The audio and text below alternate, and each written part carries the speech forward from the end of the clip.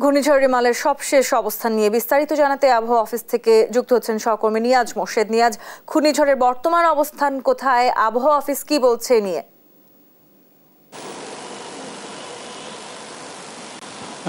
ঘূর্ণিঝড়ের আসলে বর্তমান অবস্থান যদি বলি আপনাকে, সেটি হলো আমরা বিকেল নাগাদ যেটি জানতে পেরেছি সেটি হলো প্রায় আপনার ঘূর্ণিঝড়ের যে বঙ্গোপসাগর থেকে উৎপত্তি হয়েছে সেটি থেকে আসলে প্রায় 400 কিলোমিটার কিন্তু আপনার দূরে রয়েছে উপকূলীয় অঞ্চলগুলো। এবং সেক্ষেত্রে কিন্তু আসলে আপনার এখন কিন্তু আমরা কিছুক্ষণ আগে আবহাওয়া অফিসের সাথে কথা বলেছি, তারা বলছেন যে যেহেতু 8 থেকে 9 কিলোমিটার বেগে ঘূর্ণিঝড়টি অগ্রসর হচ্ছে, সেক্ষেত্রে আসলে এখন থেকে প্রায় 50 থেকে 60 কিলোমিটার দূরে, অর্থাৎ প্রায় 300 থেকে 350 কিলোমিটার দূরে আর কি এখন পর্যন্ত অবস্থান করছে।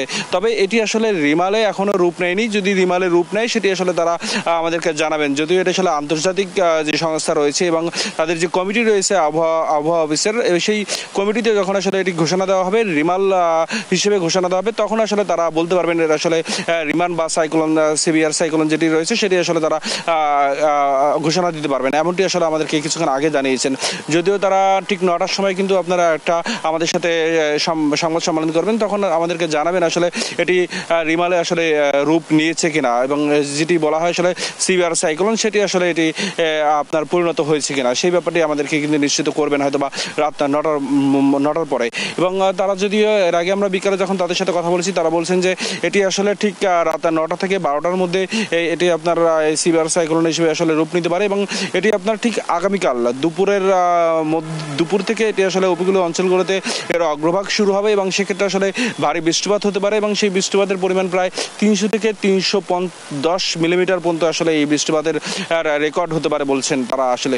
এবং এখান থেকে কিন্তু আপনার এছাড়া কিন্তু যে উপকূলীয় অঞ্চলে যে নিম্নাঞ্চলগুলো রয়েছে, সেই নিম্নাঞ্চলগুলো কিন্তু আসলে প্লাবিত হওয়ার সম্ভাবনাও রয়েছে, এমনটি তথ্য কিন্তু আমাদেরকে দিয়েছেন যে আবহাওয়া অফিস।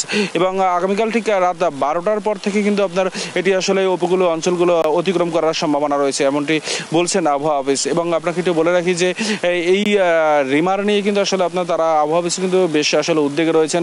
এটি বেশ বড় প্রভাব পড়তে পারে বাংলাদেশের উপর দিয়ে, যেহেতু এটি কিন্তু আসলে ভারতে মাত্র 30 ভাগ প্রভাব পড়তে পারে এবং বাংলাদেশে কিন্তু 70 ভাগ প্রভাব পড়তে পারে বলে আশঙ্কা করছেন আবহাওয়াবিদরা। এবং তারা বলছেন যে আসলে এক্ষেত্রে কিন্তু যেসব নিম্নাঞ্চল রয়েছে সেগুলো প্লাবিত হবে, এবং সারা দেশেই কিন্তু আসলে বৃষ্টিপাত হওয়ার সম্ভাবনা রয়েছে, এবং সেক্ষেত্রে ভারী বৃষ্টিপাত হওয়ার সম্ভাবনাই কিন্তু বেশি রয়েছে। এবং যার ফলে কিন্তু আসলে অনেক অঞ্চল কিন্তু প্লাবিত হয়ে যাবে, যেটি আসলে দুর্যোগ প্রতিমন্ত্রী কিন্তু বলেছিলেন যে আপনার এটি কিন্তু 7 থেকে 8 ফিট প্রায় জলোচ্ছ্বাসও হতে পারে। তবে এটি কিন্তু আসলে আপনার এক ধরনের শঙ্কাই কিন্তু করছেন, এবং বলছেন যে যেহেতু নিরাপদ আশ্রয় কিন্তু সবাইকে চলে যাওয়ার কিন্তু নির্দেশনা দিয়েছেন উপকূলীয় যে জেলাগুলো রয়েছে সেই উপকূলীয় জেলাগুলোর মানুষগুলোকে।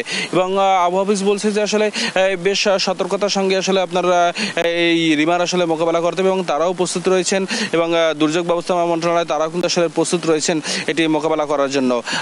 এই ছিল আমার কাছে আবহাওয়া অফিস থেকে সর্বশেষ তথ্য।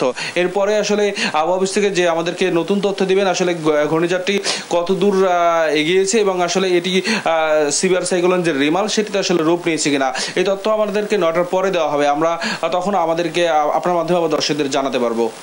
জি, ধন্যবাদ আপনাকে নিয়াজ। দর্শক, ঘূর্ণিঝড় রিমালের বর্তমান অবস্থা সম্বন্ধে জানাচ্ছিলেন আমাদের সহকর্মী নিয়াজ মোর্শেদ।